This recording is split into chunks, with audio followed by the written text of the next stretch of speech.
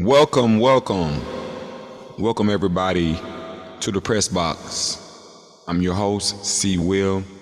Today is October the 30th, 2023, and we have some good topics to talk about today.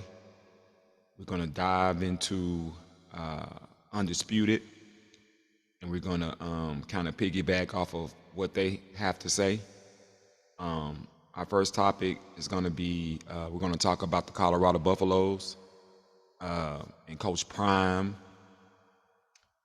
And, we're going to talk about their last game against UCLA, where they took another defeat by a score of 28-16. And we're going to talk about the Dallas Cowboys with the big victory yesterday over the Rams, 43-20. In Arlington, Texas. But before we move further into the show, go ahead and show us some love and go ahead and hit the like button and subscribe to the press box so you can get all this good content from college sports as well as the NFL. We cover everything.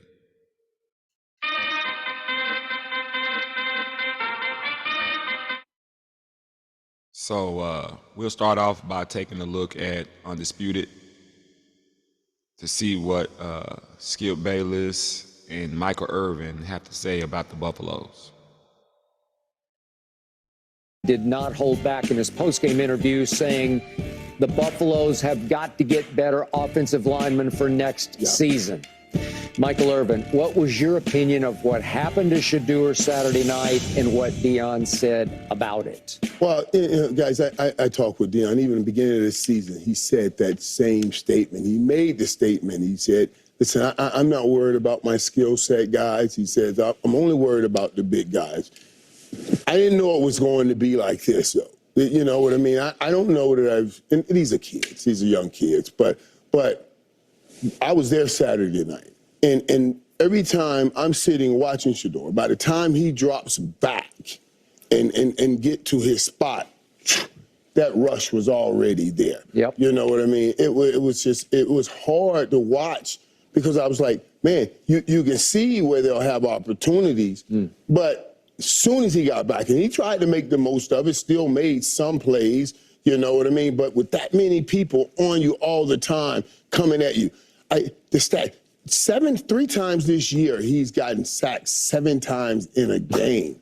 I don't know that anybody's ever going through that kind of pressure at the quarterback position. So Deion knew this in the beginning of the year when we talked about it. He said, I'm going to have to go through this year, hold his line together, and then get some more guys in here and take off. So that's what I'm looking forward to. So I'm looking forward to next year. And I want to comment on that, what he just said. So he said that Coach Prime said at the beginning of the year that he knew that he was going to need offensive linemen and defensive linemen to be the team that he wants to be. Well, if you already know that you're lacking in lineman talent and you know that the linemen are your weakness, most coaches would kind of scale down their playbook.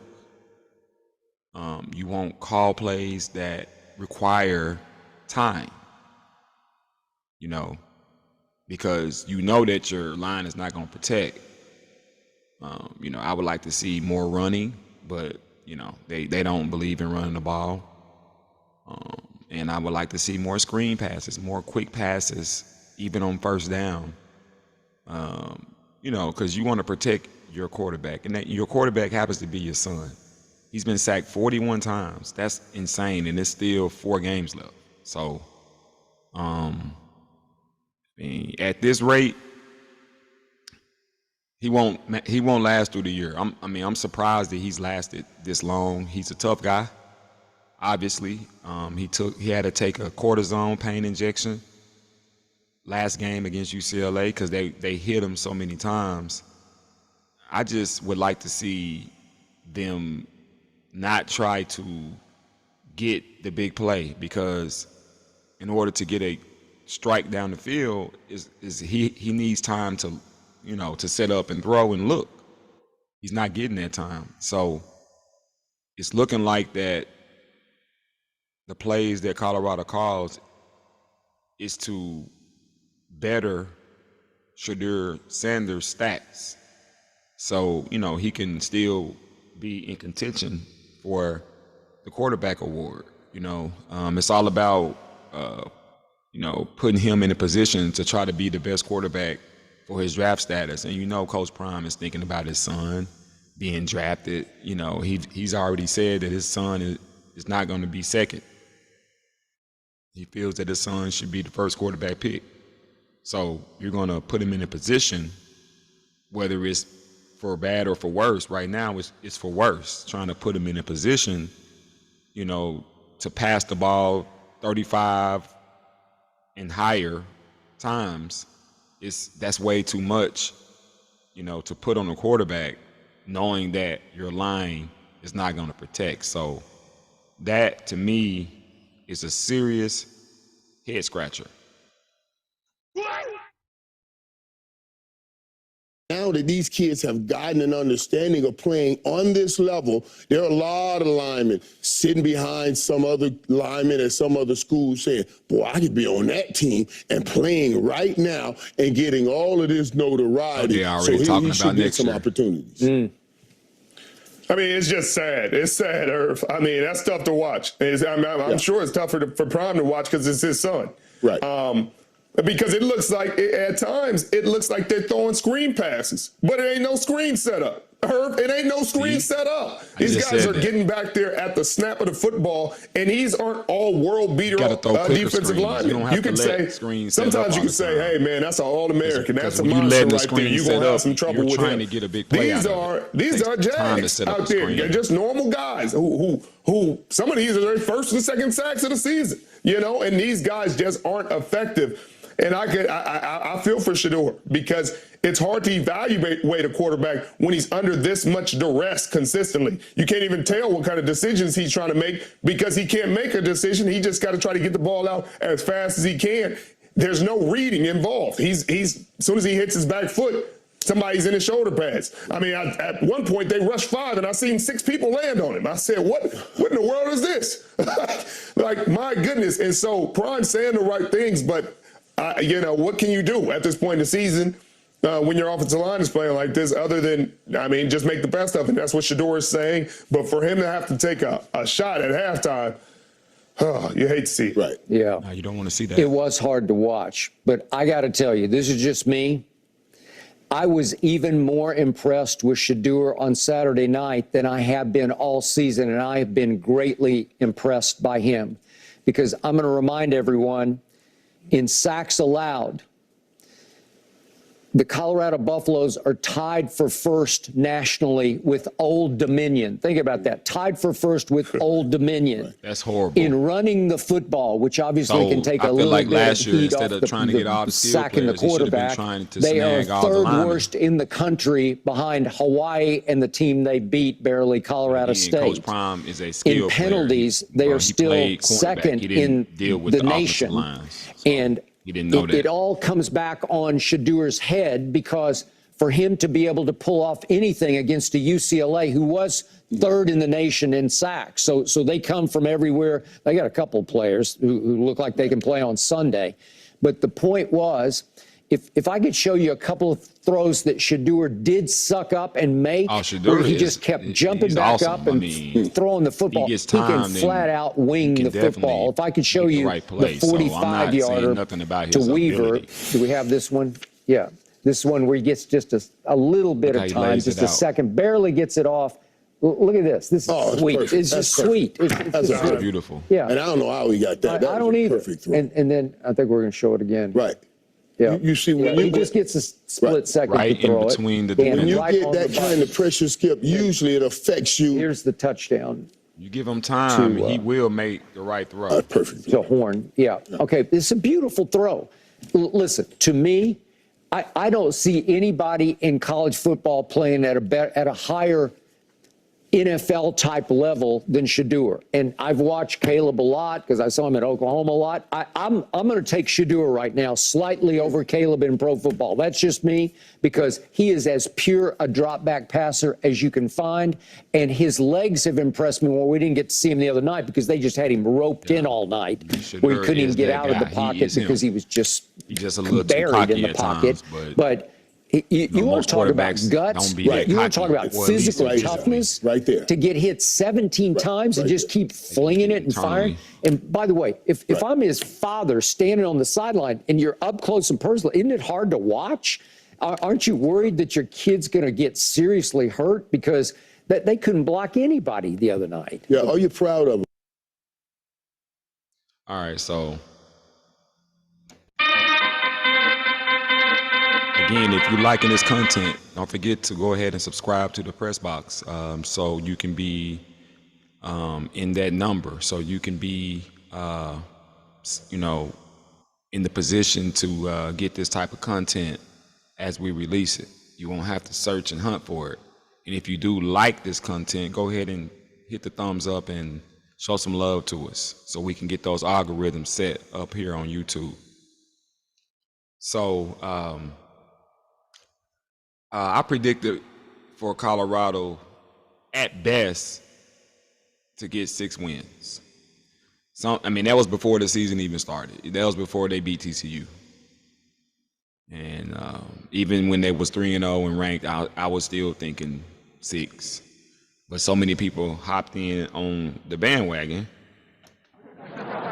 because they love Prime, they love them as a player, and they love him as a coach. So people will ride with you for better or for worse, regardless. Even if it's not a realistic way for you to win, people still are going to ride with you and believe. So I've been watching football long enough to know that when you come in as a new coach, it takes a minute. Football is not like basketball. It's harder. You're dealing with more players. You're dealing with like 80 players in college. It's tough to make your impact the next year. Now, next year, he will get the opportunity to address his needs, and I'm sure he will get better offensive linemen. I'm sure he'll get better defensive linemen, and I'm sure that they will be better next year. Winning a national championship is hard, so I don't know if he'll ever do that. But to me, he don't really need to do that. He just need to right the ship, and I feel like in a couple years, next year will be the second year. I can see Colorado, definitely being a legit bowl team, maybe getting 8 wins or better. But this year is going to be a struggle just to get 6. Out of these last 4 games, Arizona is probably the worst team, but they played USC on the road and lost by 2. They played some of the better teams and held their own against them. So even that game is not going to be easy. So we'll see how Colorado does moving forward. But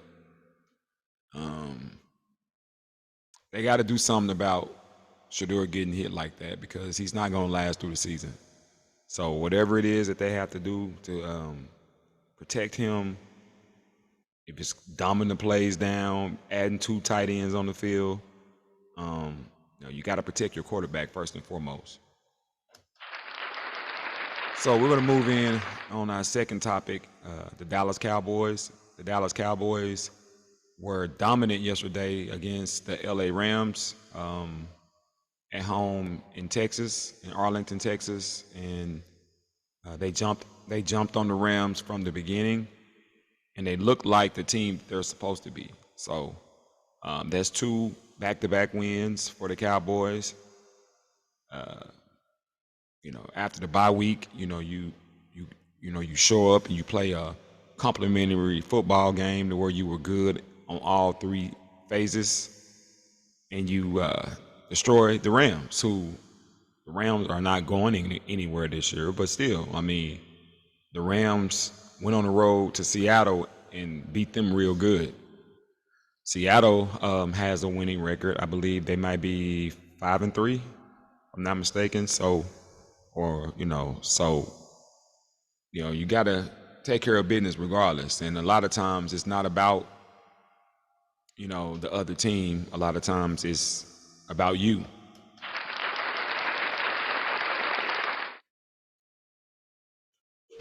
But again, go ahead and like this channel. Go ahead and like the video.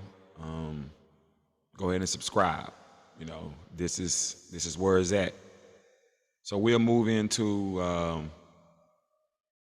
the analysis of the Dallas Cowboys. Skip Bayless and Michael Irvin are going to have a lot to say, and we will listen in here. To a 33-3 on the Rams before finally winning 43-20. Keyshawn Johnson, scale of 1 to 10. How impressive was this Cowboy win? Not impressive at all. It's a Keyshawn. It's a 4. How can people even receive what you say when you started off with that? How can they receive? He asked me a question, Michael. Right. So I'm not like you in Skip. It's a 4, man. It's the Los Angeles Rams. I picked the Cowboys to win this game on Friday. It's well documented. You played against Matthew Stafford, who, by the way, left the game. Okay. Then on top of that, you Brett Rippin, not Mark Rippin, Brett Rippin, a totally different quarterback they insert into the lineup, and y'all want to run around and beat y'all chest based on the score. A win is a win is a win. I understand and I get that. Didn't but have what the real test is coming Dallas this weekend against the Philadelphia Eagles. You have yet to win a game against a quality opponent. You 14-24 this season. I mean, teams that you've beaten are 14-24 this season, Michael. Come on now. I get it. A win is a win is a win.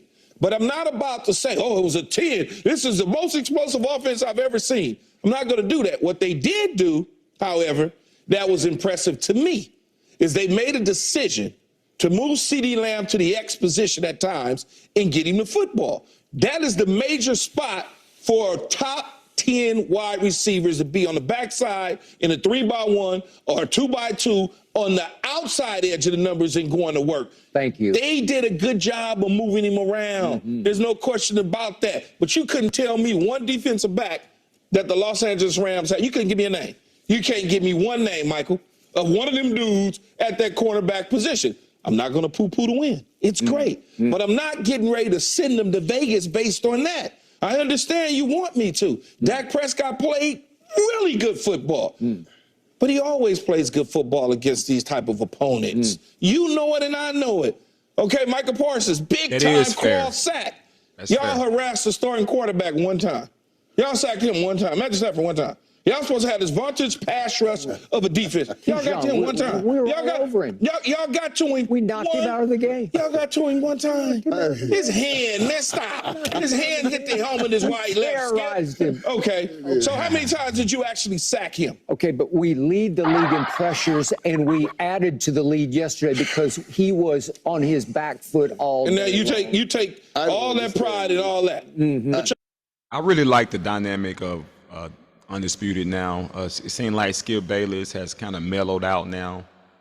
He's kind of like, the person that kind of lays out the table and he let his cast kind of, do their thing, and Keyshawn Johnson he's playing the role that Shannon Sharp played, especially with the Cowboys. Keyshawn is the Cowboy hater. Keyshawn, even though he played for the Cowboys, and I don't hear him talk so negatively about them unless he's in front of Skip. So I think that that's a part of the script that they got set up, and I think that it's a cool thing. And Skip appeared to have learned his lesson in dealing with Shannon, by not trying to just control everything. And I think the ratings in the show is actually better for it.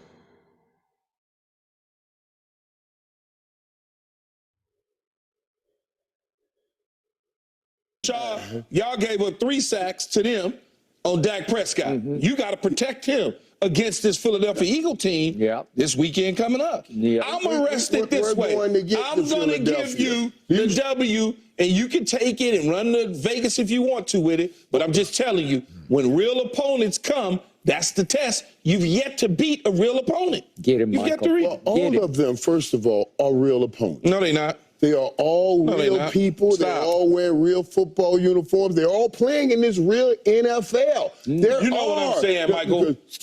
Key, I want to hear what you're saying.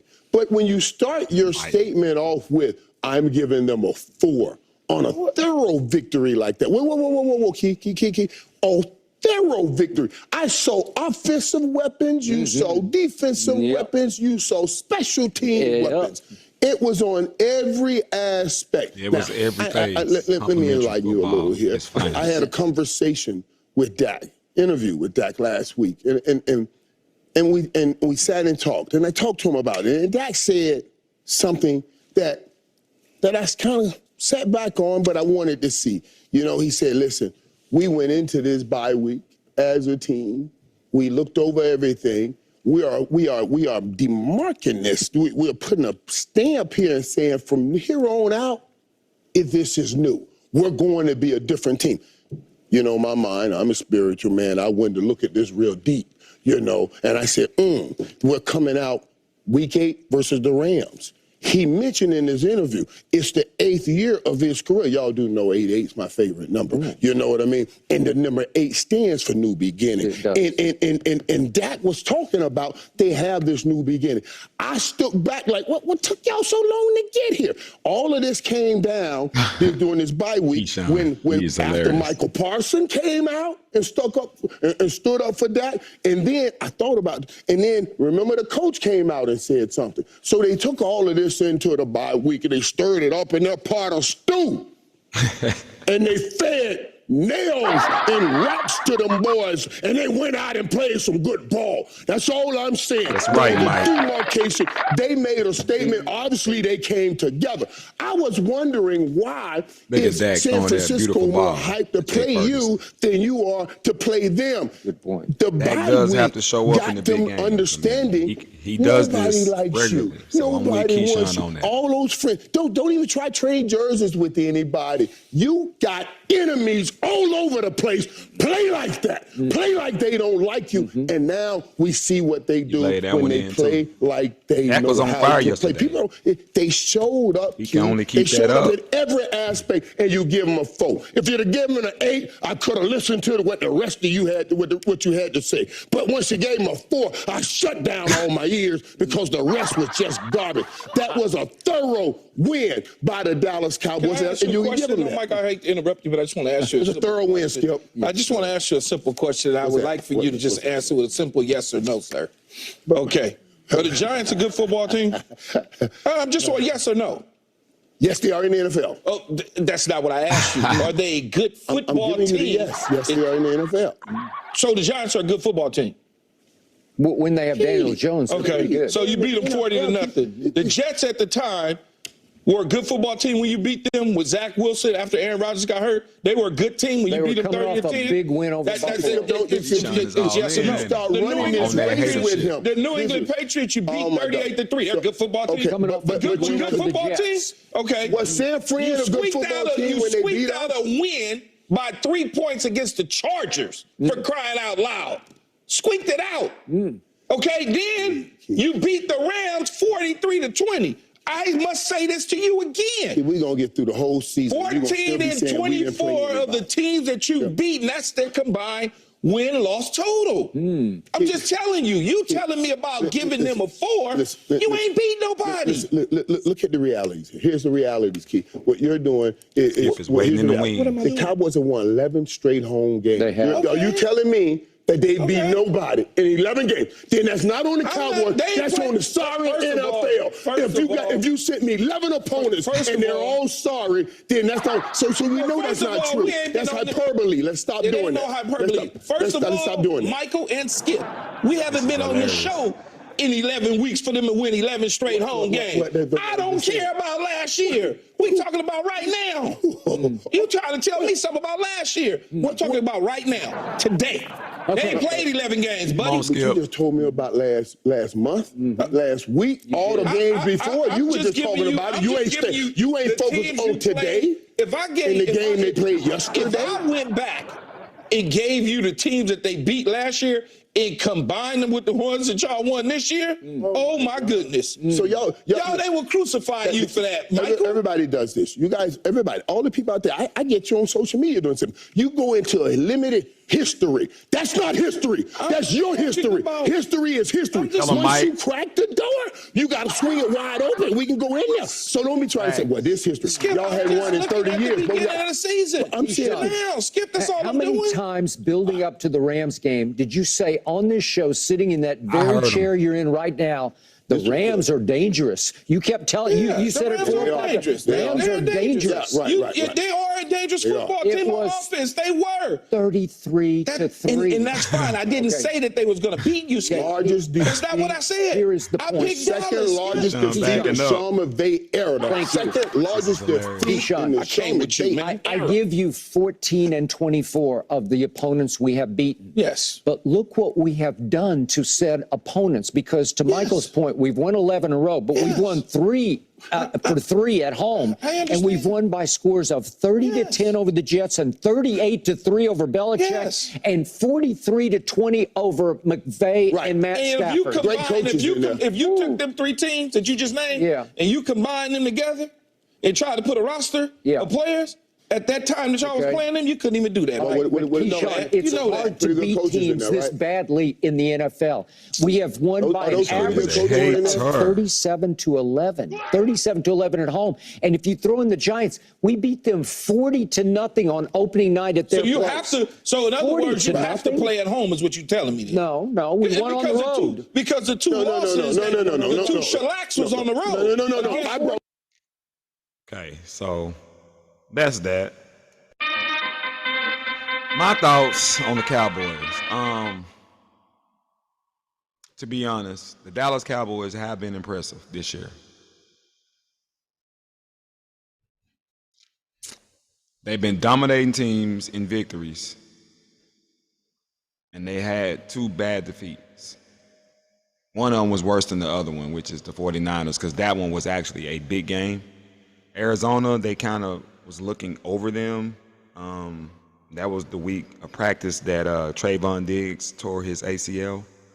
So, I mean, I can see how they didn't focus for that game maybe. And it showed up. And Arizona is a team that they're going to show up to play. I mean, yesterday when they played against the Ravens were up big and they ended up losing by 7, I believe. So, and they scored like 15 points in the fourth quarter to Baltimore's 7. So they actually outscored Baltimore late because they don't give up. So, I'll give them a pass for that one. But they have a bad loss on their resume. But they have been impressive. The offense has been able to put up points. And for the most part, the defense has been holding opposing offenses at bay. And the special team showed up like yesterday. So anytime that you can dominate in all 3 phases, you are a solid team whenever they get through.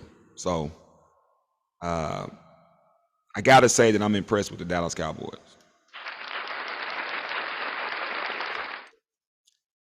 However, it's history, and our history is what stays in my mind. Like, this isn't the first year that the Dallas Cowboys have tore it up in the regular season. Several times they went 13-3, 12-4, 12-5, 13-4, whatever, however you want to, because they recently changed the games from 16 to 17. But we've seen this movie before. We've seen Dallas beat up on teams. But when it comes down to the big games, they don't come through. And as a Cowboy fan, I've been, for the most part, keeping my emotions in check. I've just been watching. Haven't really been bragging too much or making too much, out of anything. Because I've seen this before, What I need to see is Dallas take care of business in the games that matter. In the playoffs, when you play against San Francisco, you know, I'm used to watching that version of the Cowboys when it matters. So I'm keeping my emotions in check. I'm not getting too high and I'm not getting too low. I want consistency. I want for the Cowboys to be consistent. Consistency speaks for itself, right? And their issue has been consistency. So until I start seeing like not 2 games worth of consistency, I'm talking about maybe a month's worth of consistency. And then I'm still not going to say we're going to win a Super Bowl.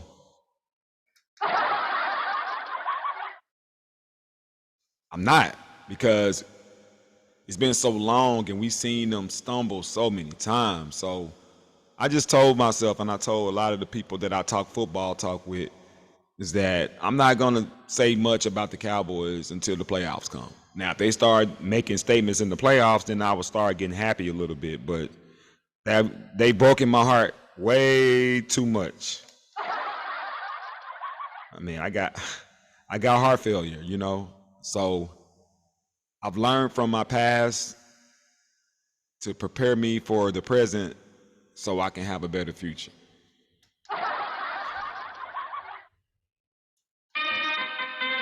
But they will get the opportunity to prove themselves this week in Philadelphia against the Philadelphia Eagles. Philadelphia with 1 defeat. Cowboys, I believe, are 5-2, and the Eagles are 6-1. And if the Cowboys are able to beat the Eagles, then they hold first place in a tiebreaker. Both teams will be 6-2. But if they lose that game, it's practically, I'm not going to say it's over to catch them, but it's going to be hard to stay in the race. And if they want to enter the playoffs and maybe possibly host a game or two, the easiest way, you have to beat the Eagles and you have to win your division. So this is a huge game, very, very huge game. And we'll see if they're ready to go up into Philadelphia and get a win. Historically, we've always played the Eagles pretty good. In fact, at one point, we had their number.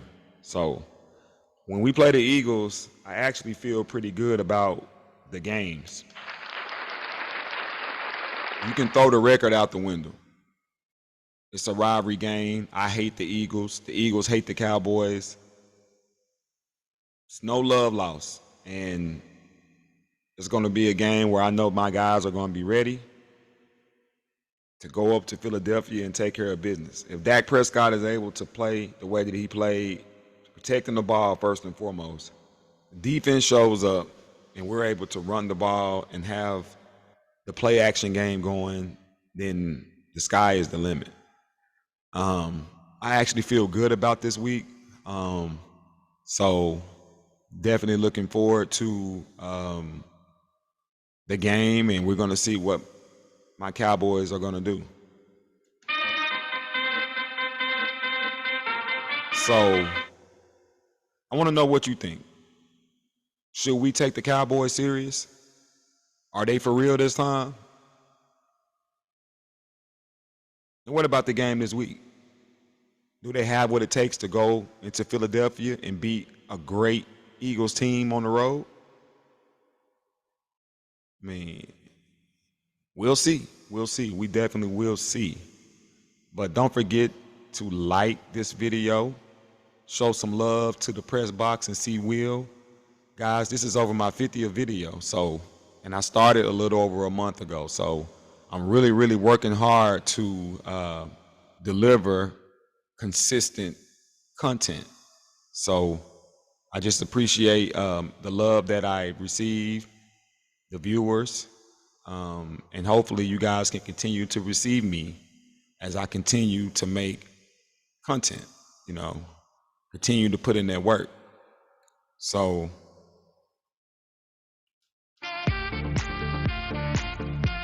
that's our show for today. I want to again thank you for tuning in to the Press Box for our feature multi-topic show talking about the Colorado Buffaloes and the Dallas Cowboys and Like I said, you know, we are spreading our wings and we're hitting all topics. So make sure you subscribe. So until the next time, be safe. I'm out. Peace.